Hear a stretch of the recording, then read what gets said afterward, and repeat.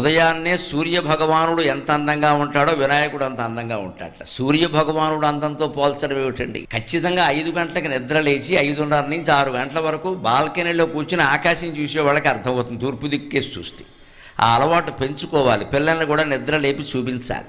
ముందు పెద్దవాళ్ళు చూస్తే పిల్లలు కూడా లేస్తారు. ఇవాళ చాలామందికి పట్టుకున్న జబ్బు ఏమిటంటే రాత్రి 1 గంట అయినా పడుకోవడం, పొద్దున 9 అయినా లేవరు.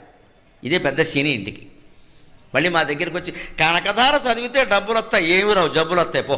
నీ అలవాటు ఏది మార్చుకో, నీకు ఉపయోగపడే స్తోత్రం మేము చెప్పాలి, మేమేం కంపెనీ పెట్టేవేటి ఇక్కడ. ఆ పొందాలి. ఎంతసేపు ఎదుటి వాళ్ళని దేబరిస్తూ కూర్చున్నా నువ్వు కాపాడు నువ్వెందుకు కాపాడుకోలేకపోతున్నావు? ఆత్మవిశ్వాసం లేకపోతే ఏ విశ్వాసం ఉంటుంది? అందుకని పొద్దు ఉదయించే సూర్యుడిని చూసి అలవాటు చేసుకోండి అమ్మ. ఆడ మగ అందరూ, ముఖ్యంగా యువతరానికి చెబుతున్నా, సూర్యుడిని చూడడం కోసం నిద్ర లేవండి. సూర్యోదయం సూర్యాస్తమయం అరగంట చూస్తూ నిలబడిన వాడు జీవితంలో తప్పు చేయడు, ప్రశాంతంగా ఉంటాడు.